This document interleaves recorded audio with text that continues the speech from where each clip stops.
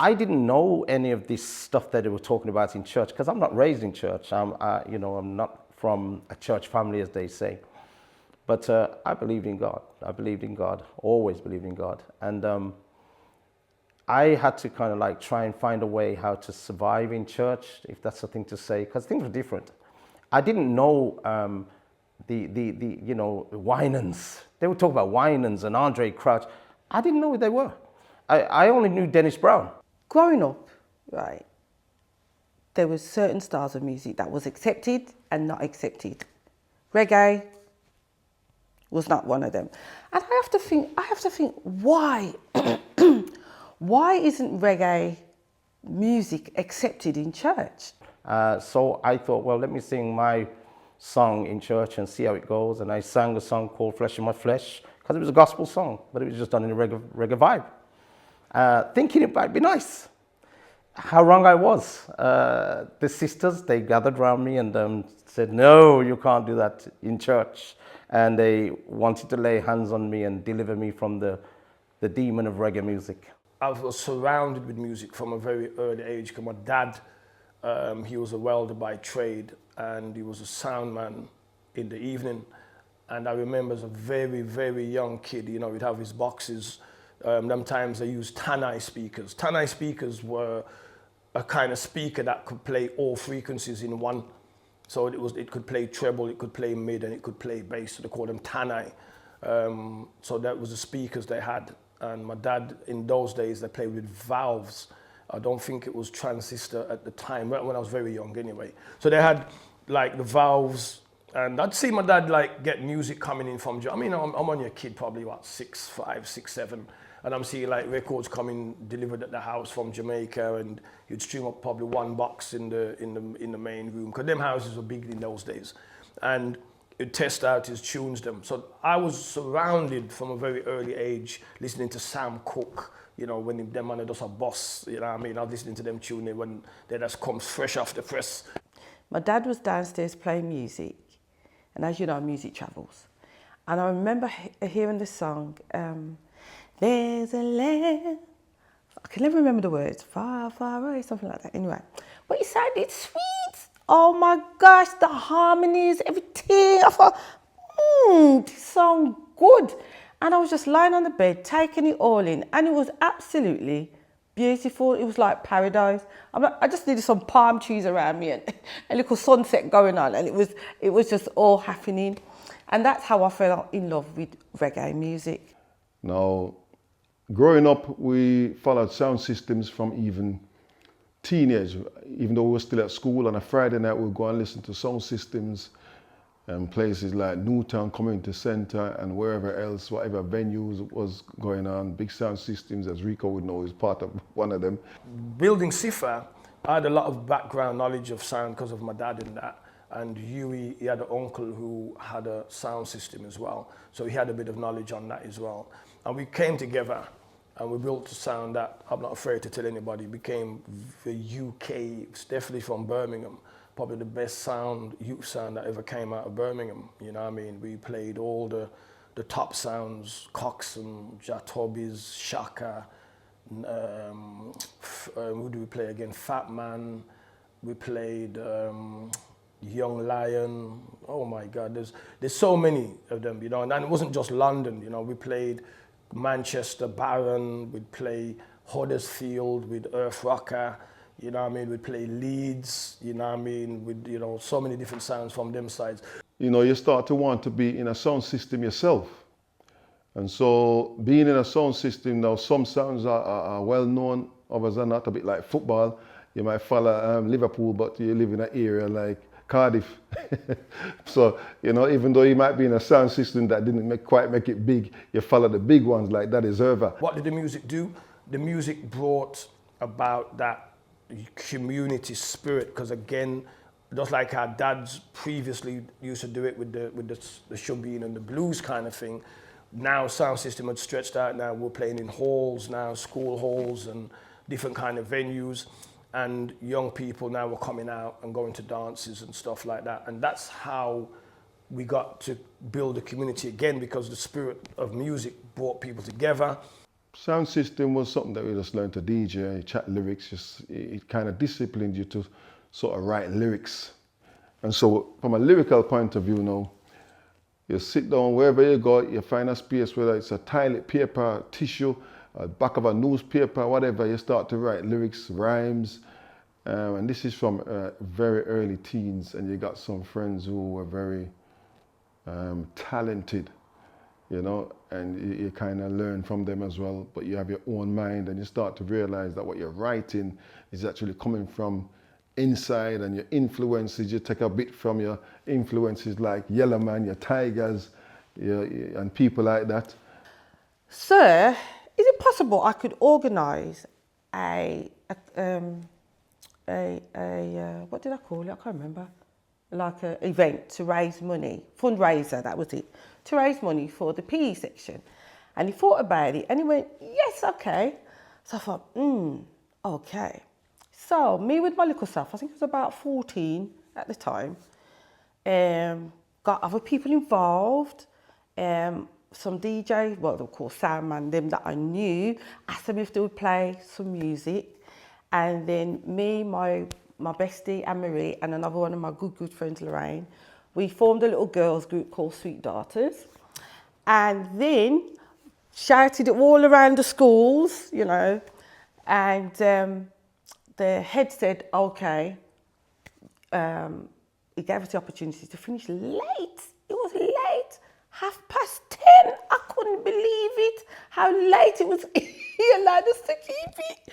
So, on the day now, the place was full because it wasn't the norm to have an event at a school.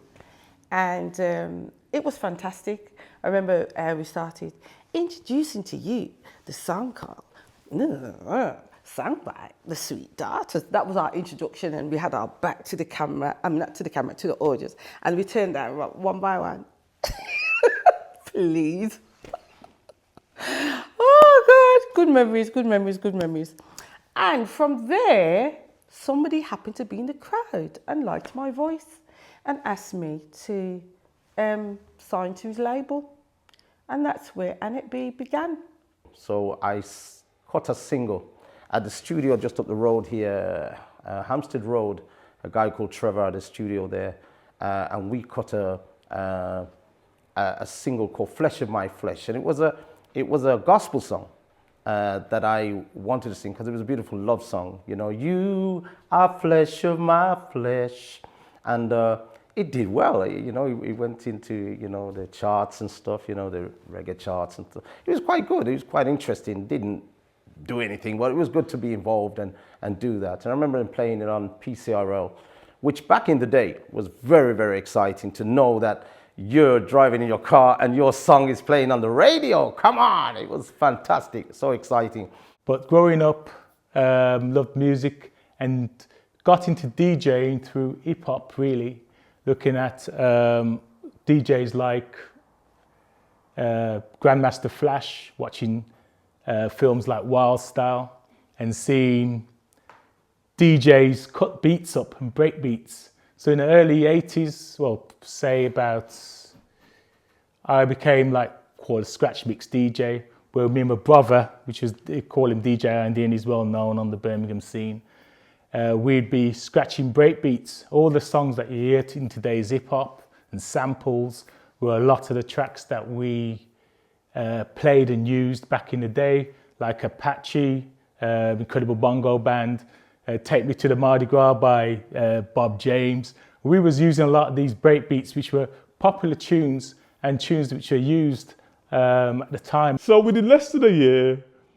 in Excel nightclub, I promoted myself from glass collector to doorman. Then, unbelievably, DMC, which is the Disco Mix Club of Great Britain, are holding the Birmingham heat of their DJ mixing competition, and it's going to be held at Excel's. So within less than a year of leaving church and not knowing anybody outside church, I'm in Excel's, I'm competing in the DMC Mix Club mixing competition, which I won Me and Trickster, a guy called Trickster, came equal first. Nobody knew me, and a year later, everybody knew me as the doorman who's now in the mixing competition, and everybody's there chanting, Zorro, Zorro, Zorro, which is just, it's just unbelievable to know that you come into this new lifestyle not knowing anybody, and you just gain this notoriety. I never planned it, it's just sort of happened. I still struggled with music, and I just couldn't connect to it until the strangest experience happened. My mum's side, my mum's cousin, and my condition side, my cousin Wayne, we always used to get on, and he was a bit older than me by 6 months, and I went to his house. You know, you go and visit your family, and he had a Atari ST, and he then showed me sampling on the Atari ST, and he had Sounds of Blackness. Now that's good. People go, and what? And I says, and what? Yo, I'm looking at my cousin who don't go to church. He's playing Testify and Optimistic and Vinyl, and I'm going, you don't go to church, are you playing gospel music like this?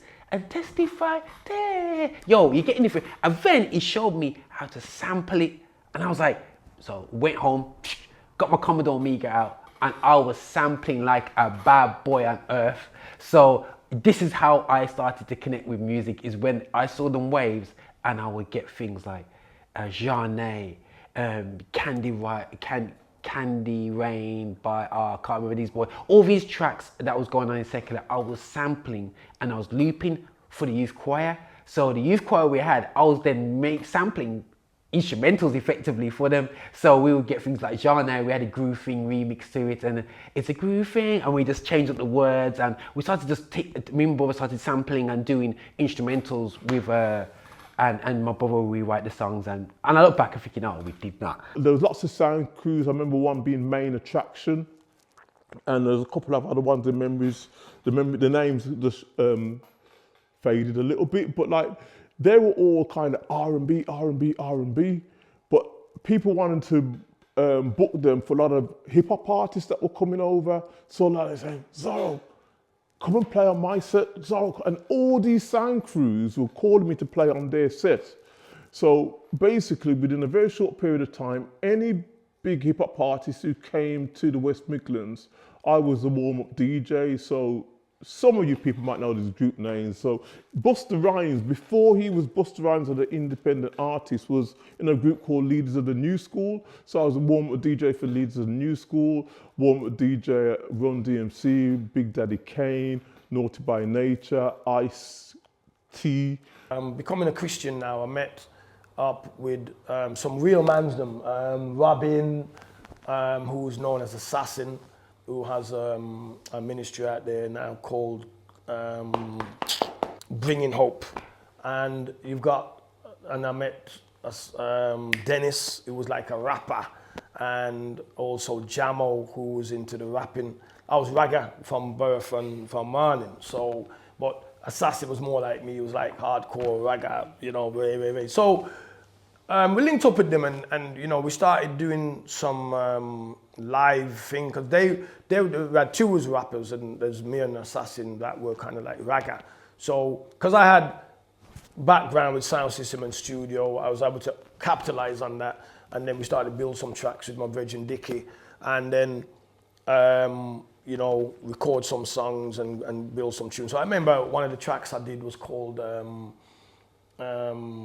what was that one I used to love, man? To do with the world's in trouble, and you know, was talking about, you know, the prime ministers can't help us, and such can't help us. There's only God can help us, and it was them kind of vibe was on, and some hardcore bass tunes, you know, get me. But anyway, doing that, we used to do a couple of shows in the churches and a couple outreaches, like that's what we used to call it, outreaches, and you know, it was great. And Dennis and Jamo, you know, they were in their thing, they knew their thing, and you know, some rap, real rap, hardcore gospel lyrics was flowing, and I just loved the vibe. I actually loved it. It was different for me because I was an operator in my sound in the world. So moving from like operating to like voicing and doing things like that was like a different world. But I had I had the confidence, and I found I was good at it anyway, so I loved it. And I got rid of a lot of my secular tunes because you can't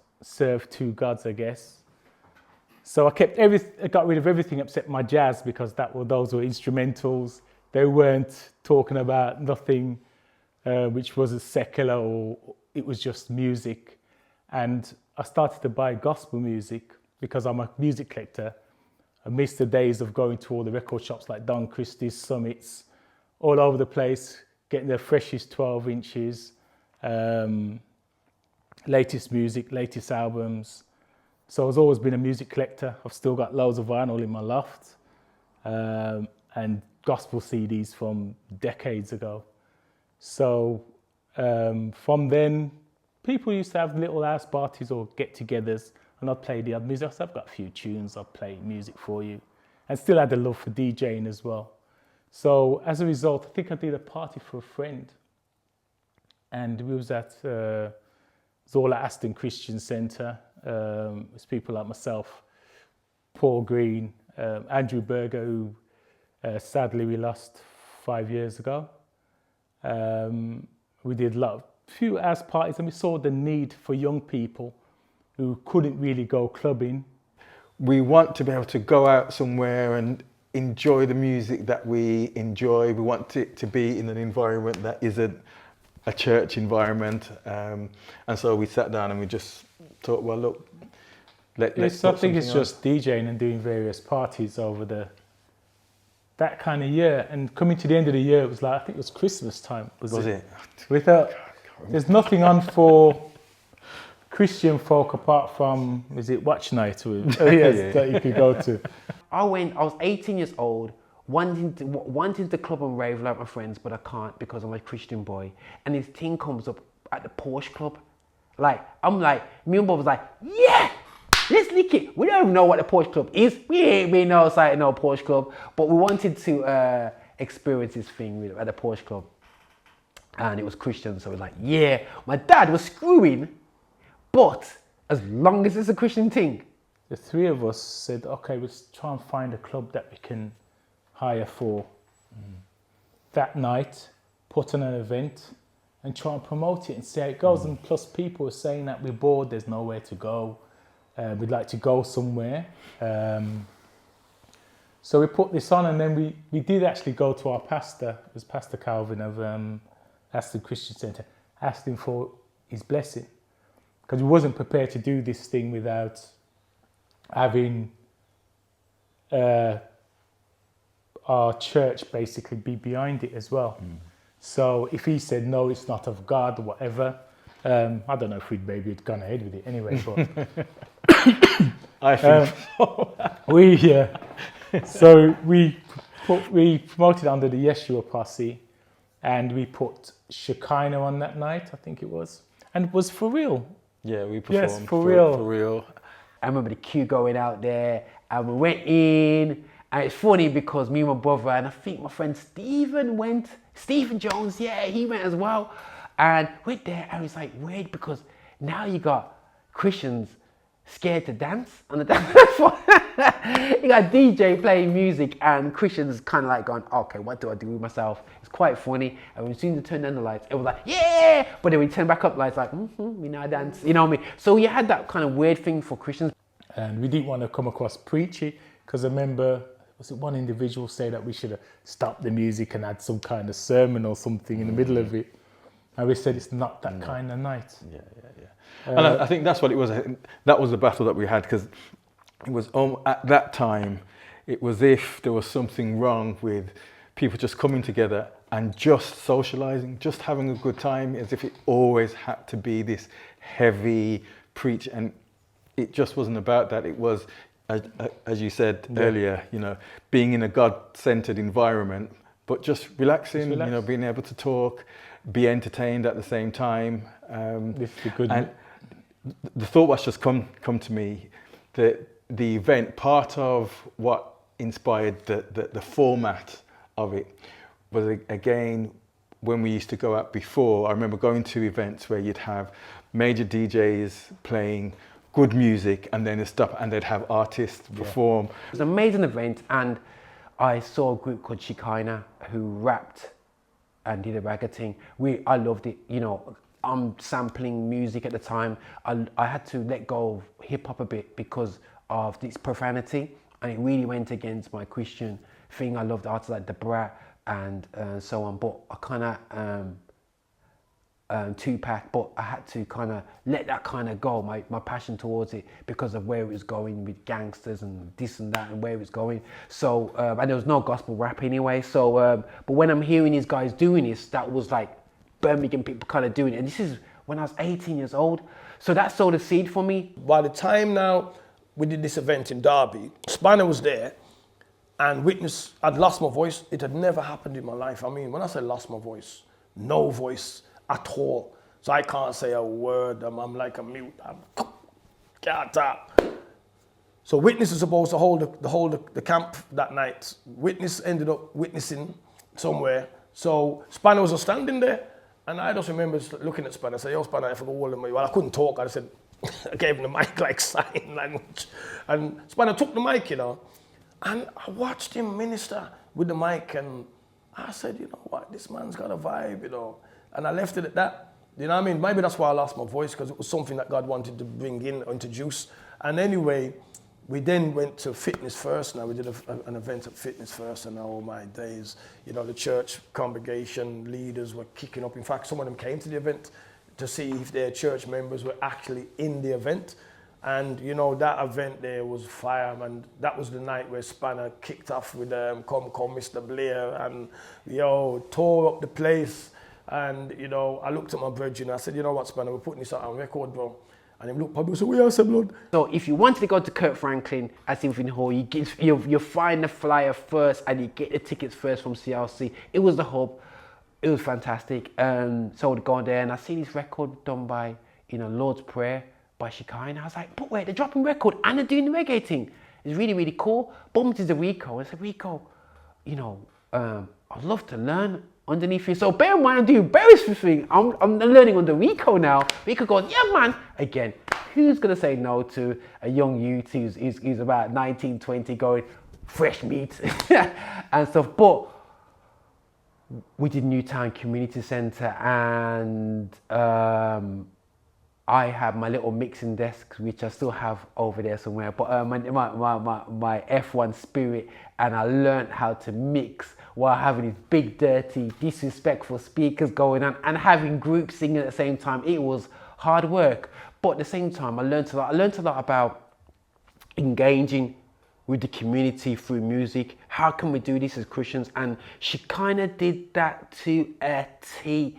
They really like I just never forget one night. It was a dance night, and DJ Fitz came to Birmingham, and another DJ from Gloucester was there, and I just remember, never forget Rico just picking up the mic, and Utes was trying to get on it, and Rico just gone, no, he just started to chat. I was like, yo, and he was he's just reaching out to people with vibes on the mic. It was just crazy, and I was like, yo, I just admired it.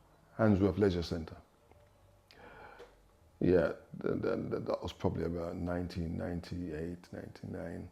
That event for me was like an eye-opener for many people, simply because it was the first Christian sound system, and it was actually in Handsworth, and it attracted lots of soundmen, top soundmen, people who were searching at the time on the border of coming off street and going into church.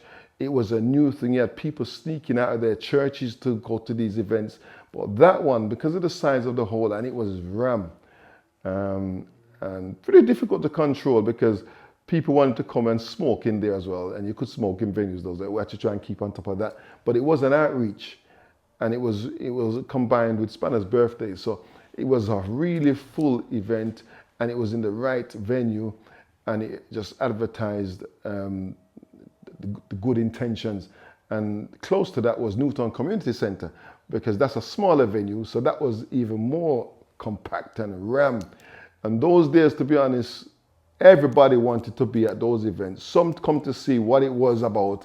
How could you have a gospel event with a sound system, with people crammed in like a blues party, like some dancer road. And that was the whole idea, to make people realize that God is everywhere and God can be everywhere and involved in everything, you know. And it was a new thing, and people started to hear different music.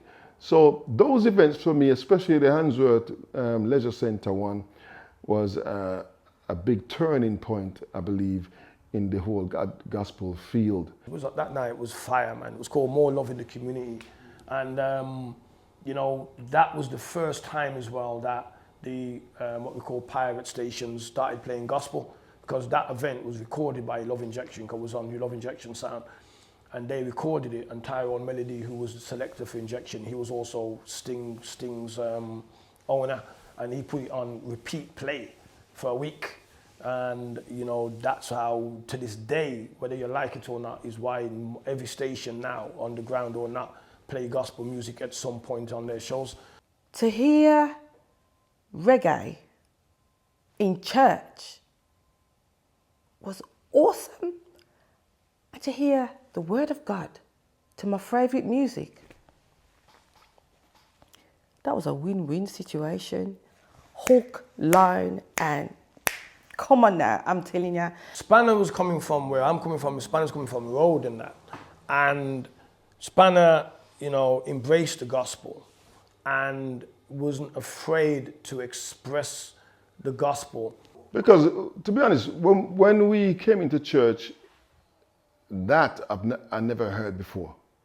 I thought it was bold of him to actually just come from Streete and straight into ministry.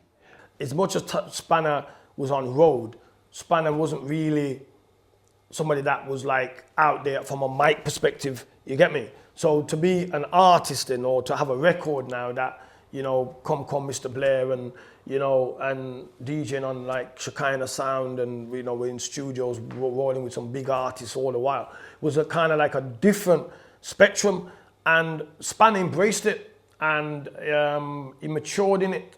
You have to accept ministry, because he was being called from Birmingham to Nottingham to London to Derby to everywhere to do that style of gospel. And even he in himself didn't grow up with that. So for me as a gospel artist, it was brave. And the lyrics, again, because he grew up the same as me, lyrics, it was actually speaking to the church. I think the first lyrics he did was, "Come, come, Mr. Blair." So that in itself was controversial, because you're actually speaking about the Prime Minister. And that got a lot of people's attention, because you're actually saying, some people thought it was too controversial to even play on their station, because it's going to attract their attention. And stations wasn't bold enough to grasp the understanding that this gospel is going to speak to more than the church walls. We're going to speak to society. The MPs, the Prime Ministers, they're going to get this gospel. And so, Come, Come, Mr. Blair was controversial, but people bought it, people listened to it, they got a lot of feedback from Streete. Some people even came up to me and go, "Yeah man, I Spanner that." And then they did another track entitled, some Christian have them 1 foot in and them left foot out. 1 foot in, 1 foot out, and it would come with different scenarios of reality of how we as Christians can be functioning, or what struggles we're coming through, and he put it in a lyrical content. And I just thought that it was amazing. You had to kind of touch them with lyrics that is real, but knowing that you are now in church and actually being well effective in church. So as much as he wasn't like fully nurtured in church as we know it, he was ready to go out there and do his thing. And you have to take off your hat to somebody like that, not because he's my bro, but because it was brave of him, and I knew he still had his struggles as well. Sat down with Island Records, because I was trying to get it distributed on a different level now. And me and Spanner sat down with Island, the big boss in Island Records, and he absolutely loved the track. He says, "Wow, I can't find anything wrong. This is absolutely an amazing piece of work." But you know what he said to us? He said, "The only problem I've got, where's your market?" Because there was no market, because reggae gospel, San ain't even bust out yet. You know, you're talking, that's how early, San, Stitchy, they ain't even come through yet. we're that far ahead. So he said, build your market and, you know what I mean, and come back. So I remember me and Spanner coming out the studio and laughing to each other because it was a good meeting because we didn't diss us. He said, look, man, this is amazing. Go and build your market, come back. I'm interested. And we went outside and I said, Spanner, we're going to have to mount our horse now, like King Selassie did, and go fight. Another artist that I, to this day, admire, and that's Brother Keith. A British-born Jamaican. And I did a book with Roger, and that was the title I gave it. And someone was saying, British-born Jamaican, why British-born Jamaican? And that was really because I found myself, patois, as much as we put on papers that English is my first language, I'm going to be honest that patois is my first language because I express better through that, and I don't have to try and find words that I'm not used to using. Patois just flow, comes natural to me, because when I used to come from school, that's what I heard in the house. And even though my parents, my grandaunt used to say, talk English, I saw you born. She didn't realize she was actually saying that to me in patois. So I thought to myself, but you're not even speaking to me in English, so I'm actually learning from you to say the same thing in patois. So patois was my first language. But when it comes to forms, is what's your first language? Of course, English. So for me, I'm a British-born Jamaican, simply meaning I'm British because I was born in England, but I am Jamaican. Because I remember calling Brother Keith for his first event at the New T, the building. That time I'd brought over Chevelle Franklin. So we'd just done outreach at Parklands, and then the Sunday was going to do an in-reach, meaning one for the church. So New T, God bless, Bishop Webley and Bishop King, they were the one, like the doorkeepers that allowed these kind of events to happen. And we brought Chevelle, and she smashed it, absolutely tore the place. People got saved, and ghetto, we call it that, from the road, came to the event, even though they went to the road one. They still came to the church one. So all of a sudden now, people that would normally not go to church were coming into a church environment. I went to Switzerland, I went to America, I went to Jamaica. Very blessed. I want to thank guys like Trevor Jr. that traveled with me everywhere. He played the music for me, and we had a great time. 2002 maybe to about 2008.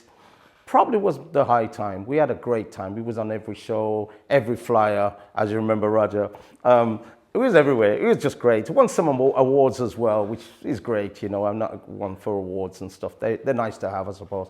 But I think just the opportunity to sing and be with people was wonderful. We did from there. We went to doing some amazing events, which all over the gaff. Then obviously more sound systems sprang up, mostly from London. Which was good, and obviously more DJs. In fact, you've got more DJs now than ever, where before, as I said, there weren't no DJs, doing weddings and stuff like that. So yeah, from a pioneer's point of view, Shekinah is definitely the first and only Christian sound that set the trend for all other DJs and sounds to come in. A big change came when I went across to America to do a concert in New York, and it failed. It was all cancelled when I was on the plane, and I was so upset because I was going over there to do TV shows and all this kind of stuff. And a friend of mine over there, Mike Roots, they call him, a radio guy over there, let me come and stay with him for a week, and we went to his church, Open Bible Church in Connecticut. And I heard a song, and it was a very popular song. I just never heard it before. It was called When the Music Fades and All Is Stripped Away. And I cried, because I realized what I'd done. I'd made it all about the music. It was all about the album sales. It was all about the websites. It was all about my next interview, TV. Oh, yeah. And I thank God for that day. That was a turnaround for me. I came back and I settled into the local church as God told me to. I then went and done my training at Bible College, and I became a minister. I became full-time minister in 2011. When I got to my late teens and met my now husband, Roger, we started a group which was called EVE, which stood for Evangelic Vocals for the Earth. And we started gigging. The very first gig was at my local church, and we were really well received. It went really well. And I wrote a very short rap for one of the covers that we sang, and that was really well received. So it's like, oh, okay. So I could mix it up and kind of, do a bit of rapping, do a bit of singing, and that was my thing within the group. So I wrote a few songs, and we sang covers as well. But going back a bit further, believe it or not, the band origin, when we had a group called Eve, had the likes of Warren Spence, Jerome Waters, Novel Smith, all these guys when they're kids, Donovan Hepburn, Andrew Campbell, and looking what they're doing now, it's absolutely crazy. Elliot went to Great Bar School, and then from Great Bar School, he's a year older than me, so I was looking at what school to go to. There was Beaches on the table, there was Barbican. He's showing the school that you went to. There was a few schools that was on the table, but my mum was like, Beaches, no. Like, too much guys that I knew that I would get in trouble with when I was younger would go there. And then Elliot was the only one really that would kind of always phone me and say, nah, you need to come Great Bar, man. Come Great Bar, we can continue the music. We've got a good music department, because at the time he was playing drums there, and he was a part of, he did a lot of music there, so he was known for that music, guys. So I was like, you know what, it might be a look. So I went to Great Bar, and from getting to Great Bar, I become involved in a lot of the music stuff, and me and Elliot started playing for the gospel choir there and stuff like that. Eventually I made the brave decision, I'm going to go solo, and looked for musicians to work with, and the founding members of the band, Joshua Bailey, Jerome Walters, Mark Letman and Ricky Prince. And then we were joined by Charles Campbell, and we started gigging. We started practicing February 1998, and our first gig was October 1998, which was at a local church. And we just solidly practiced for those months, and then we had our first gig. And around that time, I would say when I was about probably 13, 14, I actually got a chance to meet my cousin's husband-to-be, who's married to now, which is Roger Moore. And we started getting, obviously we connected with music. He was a bass player at the time, and then Dee was singing, so we managed to get a band together, and I was a part of that band. So my gospel journey kind of involves from a young age, from playing for Dee, and actually created my own band with one of my production partners now. And we created a band called Eternity. And that was a gospel band, consisted of 5 of us. No, it started off with just 2 of us first, which was bass and drums. I think mint condition, literally, that's how it was, with just loads of ranges, pushes. We had no singer at the time. But then there's a guy called Dean Thomas that we grew with as well. He was from my ends at the time. And he grew with us, and he came to church and he sang one time. And it blew my mind away anyway. So I was like, we didn't know anyone at that age that could actually sing. So that's how Eternity came about. We approached him and said, look, man, let's do something. So there was a group that Joshua had put together called Eternity, which comprised of myself as a vocalist, along with Dean Thomas. There was also Daniel Anderson, who played bass. Those 2 people are now actors and directors, etc. And then there was Joshua on keys, and then you had Elliot Fife on drums. And we created a group which was, I think, was very different in its time. We were 5 young guys. It wasn't a choir. It wasn't it was 2 vocalists. And it was a 3-piece band. And we merged gospel with what was very current at the time. And we came together, we started creating our own songs and writing our own songs, and using influences from the Usher and the Mint Conditions, and even stuff from Eminem and from Busta Rhymes. We'd put it all together and create our own kind of vibe. And the young people liked it, they connected with it because it was fresh, it was new. And there was a lot of stuff in the gospel at that time. And this is before a lot of those bands like probably Four Corners and those bands were coming about. We was actually before all of that, so we was doing a lot of this stuff before. In fact, there wasn't a band like us at the time, to be fair. And so I was with them from about 16 or 17 years old for about 2 years. And then I left. That's another story in itself. I left, and to be honest, I learned a lot about myself, to be honest, from that situation.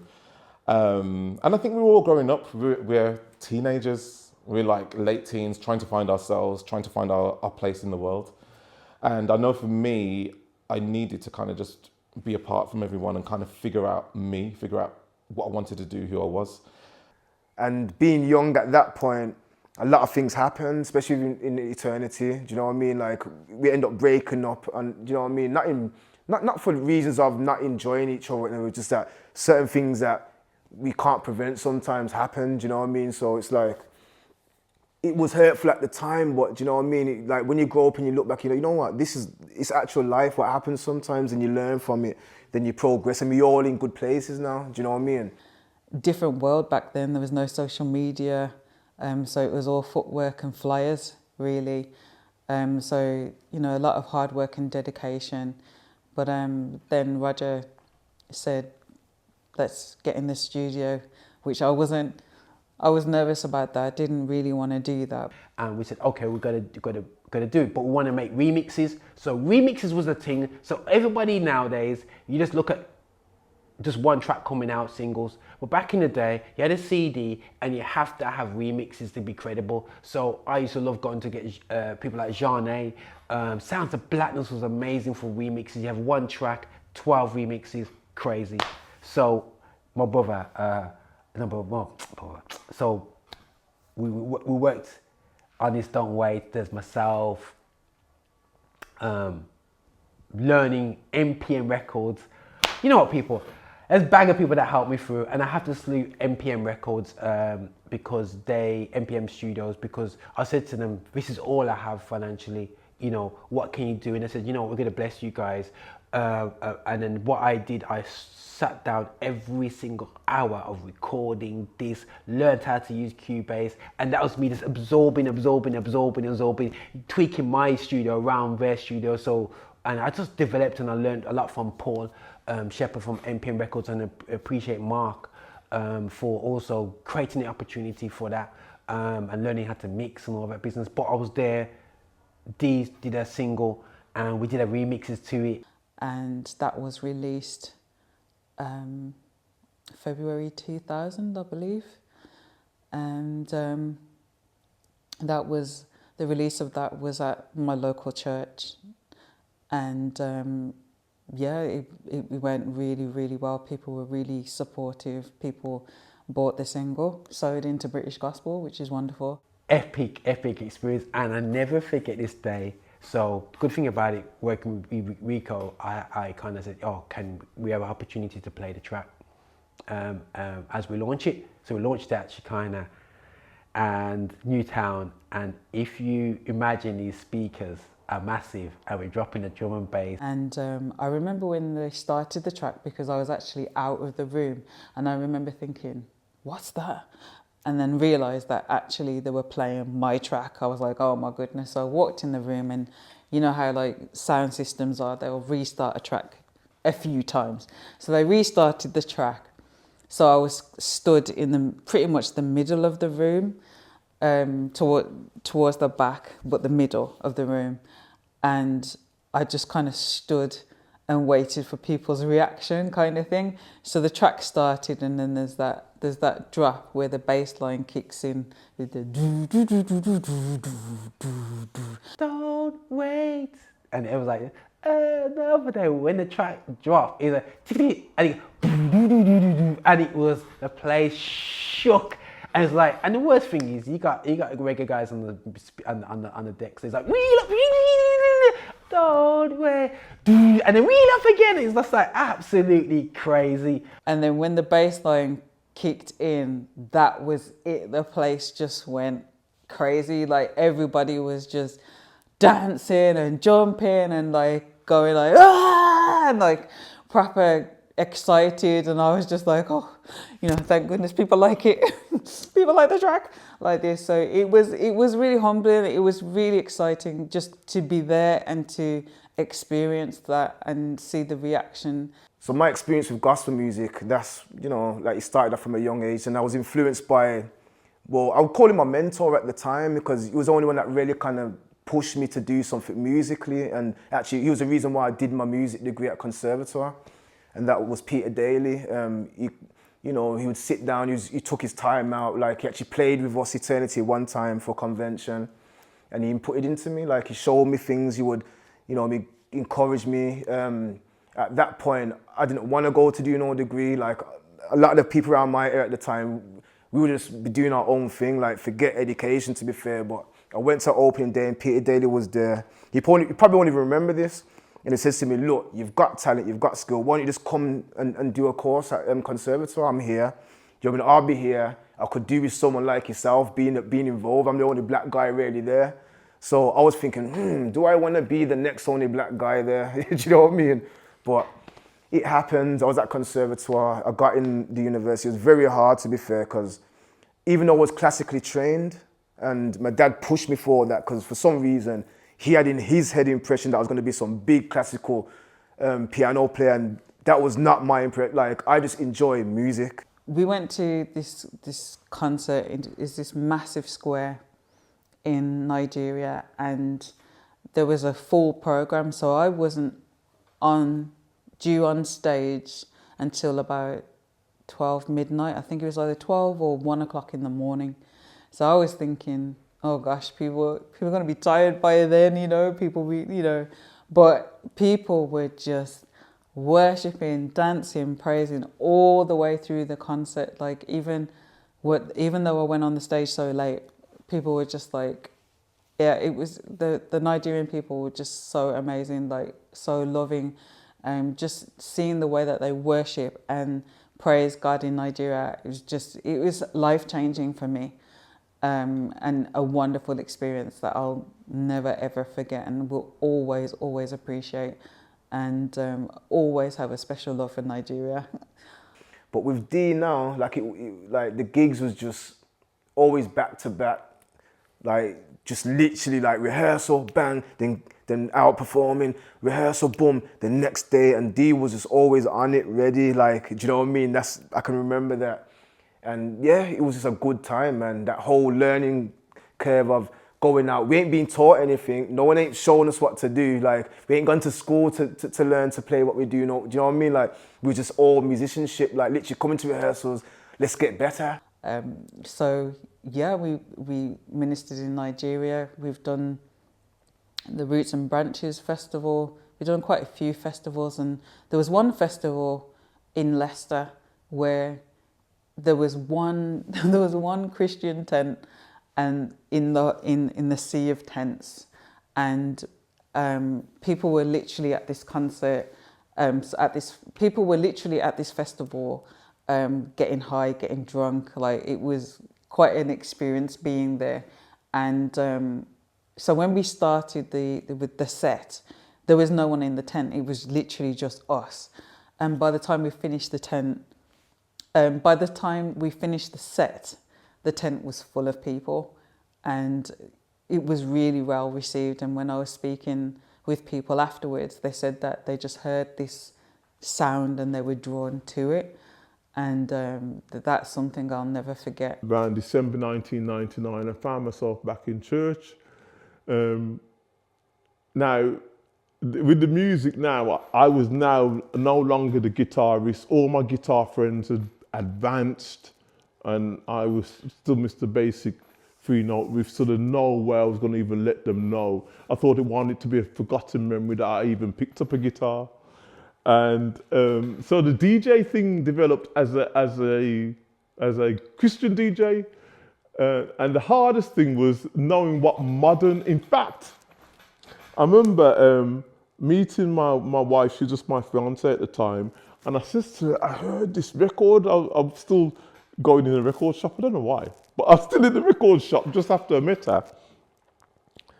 And I said, I heard this tune, and I think it's gospel. and it was Mary Shackles.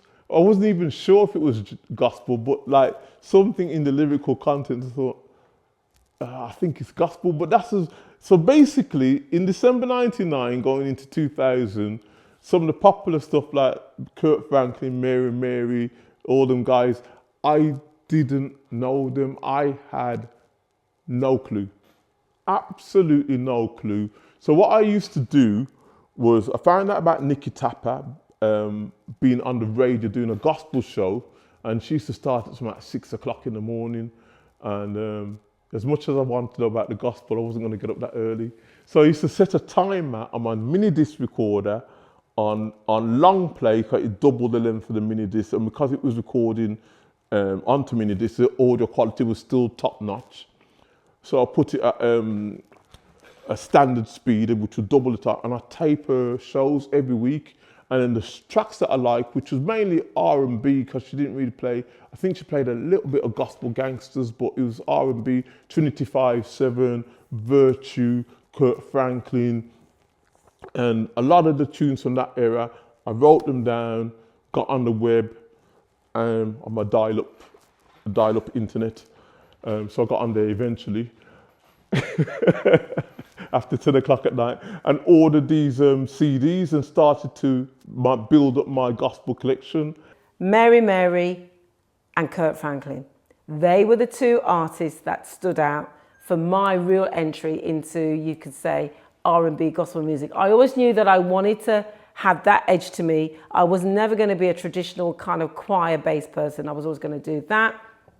But Mary was my first kind of music I loved, and then that opened the doors to Dawkins and Dawkins, because American music was coming in then, and that led to me hearing about characters called Nathan Prime and Four Corners as it developed, and then we had from Birmingham New Life, and they ended up doing really well because they came a Mobo with, and it was just brilliant. I was a part of a little bit of that journey of exposing gospel R&B music in that way to the masses. Now, when I met my wife, one of the first things she said to me, she said she had a vision which somebody told her wouldn't sort of come to pass until she met her husband. So she's looking for, when she shared the vision, I'm going to be so excited about this vision. And this vision basically was to have a gospel club night. I was like, you what? Because I was like, as much as I want to collect music, I never had any intentions of actually being a gospel DJ. I just want to have music and enjoy my music. And she mentioned having this thing, and all I could think about was some of these promotions I used to go on where they promised me to pay me X amount of money. At the end of the evening, they say, oh, you can see the crowd wasn't so big, we'll just give you this little change and we'll sort you out next time, knowing that next time wouldn't come. And when I say change, it was literally chump change. I might drop a £10 in your hand or £20 if you're lucky and say, we'll sort you out next time. I'm thinking, why would my wife want to get into the hassle of that? And I was thinking of some rundown halls that I used to be involved when that scenario was happening. But my wife went on to say, oh no, we want to do it in posh wine bars. So we did do a very successful gospel club night for 5 years we set up a company called Cafe Gospel. The event was called Gospel Renaissance. Cafe Gospel was on, if anyone knows about Cafe Gospel, DJ Zorro, and got asked to go to a meeting, myself, DJ Zorro, his wife, got asked to go to a meeting, and this guy called, for the new tea people might know him, Patrick Price, Mesa. He ran a printing shop. So I had this project, and I have to, you know, this is great getting this down actually, because you know what, people probably don't even know. Patrick was a printer that was really trying in the kingdom. Later on in years, we would be working together trying to do a printing press to serve the community. I just felt like the community never was ready for actually investing in itself at the time. They were far from supporting black businesses, but that's another subject. But Patrick goes, you know, I believe we can have like a magazine like Spread the Word based in the Birmingham, in the Midlands, and I'm a printer and I'm willing to work with somebody to do this. Now, Elizabeth was like, nah, it's not really my thing, which is cool. But I was like, I don't know what it was with me. I don't know. I was like, yeah, let's do this, man. And Patrick named the project Gospeling. It wasn't me. 100% Patrick. And the Patrick birthed Gospeling magazine. And Gospeling magazine was birthed. So alongside me doing production with Gospel for You at the time, I then was starting to run Gospeling magazine, which one of my best friends of all time I met. He called me after issue 1. I said, yo, you need content, bro. I was like, yo, you go Wesleyan? That's my grandma. I was born and bred there. He goes, yeah. His name was James Richards. And I said, bro, I failed English at school, mate, so he ain't getting no content out of me. Man's, I love pictures and imagery and sound waves. And he goes, don't worry, I love writing, I love this, and, you know, I would help, you know, pull the content together for the magazine.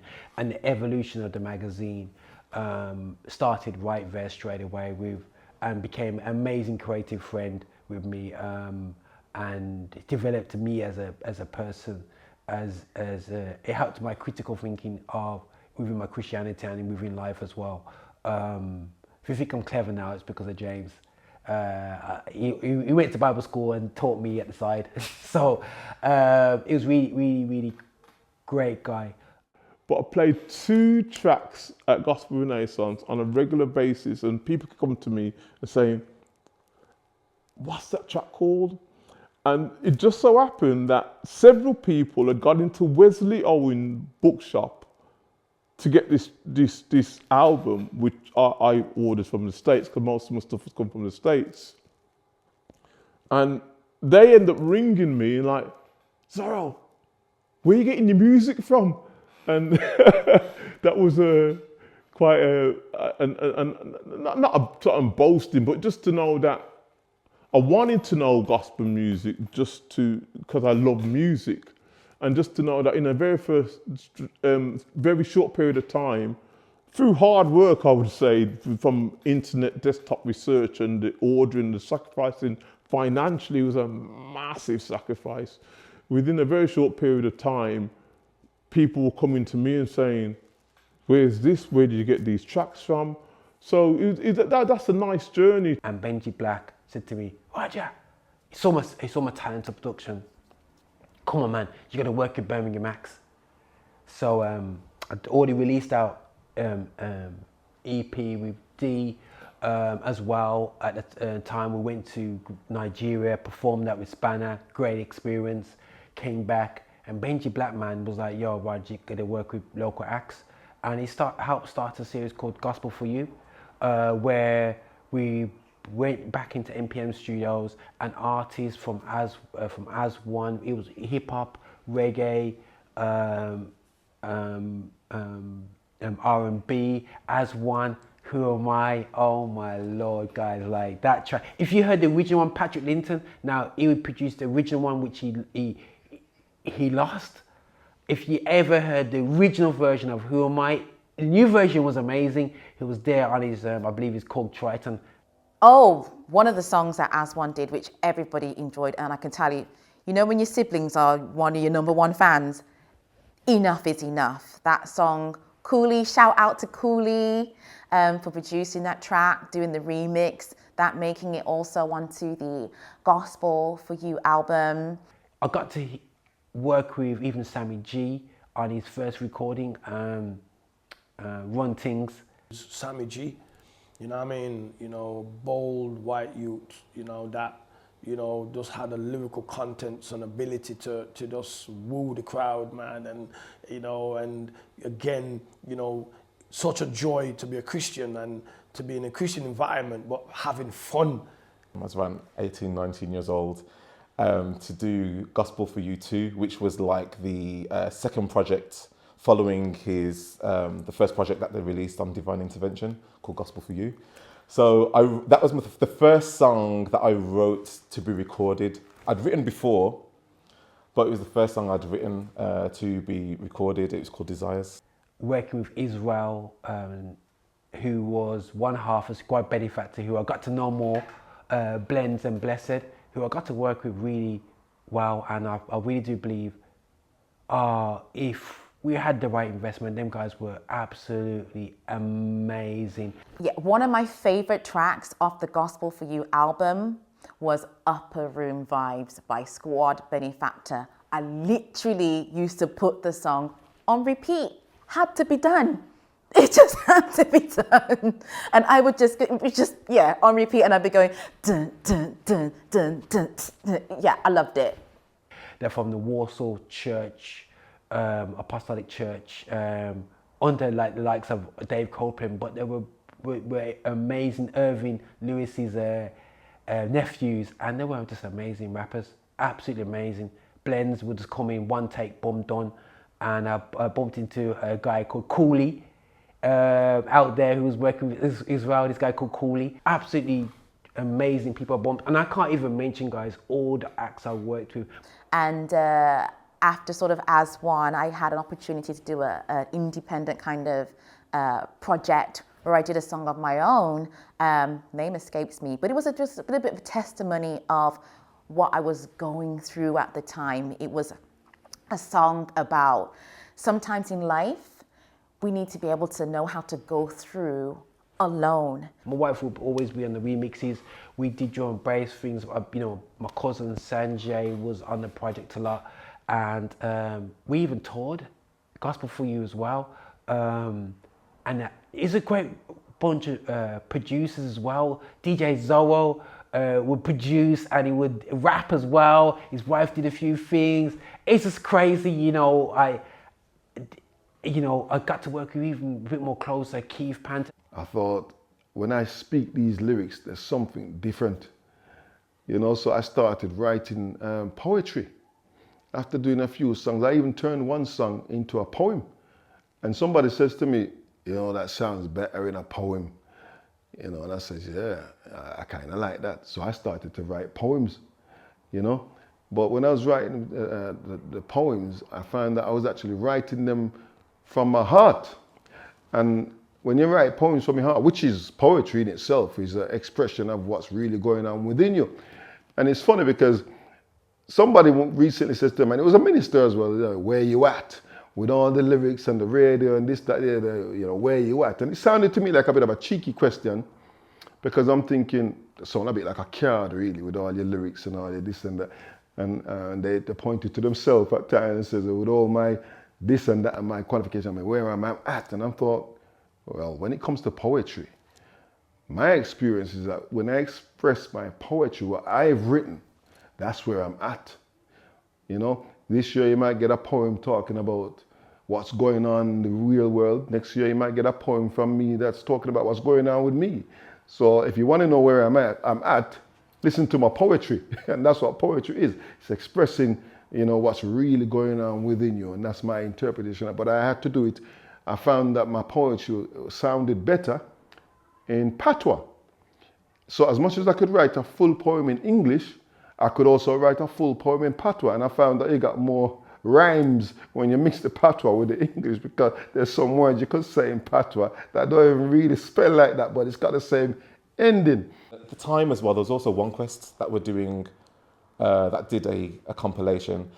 So what we found at that point was that there were like two camps, like going in the same direction, really supportive of one another. And there was one particular concert at the Jamboree or the New Year celebration at George Street, where I think us as artists, we were all on the same bill. And it was a really great vibe, really great vibe.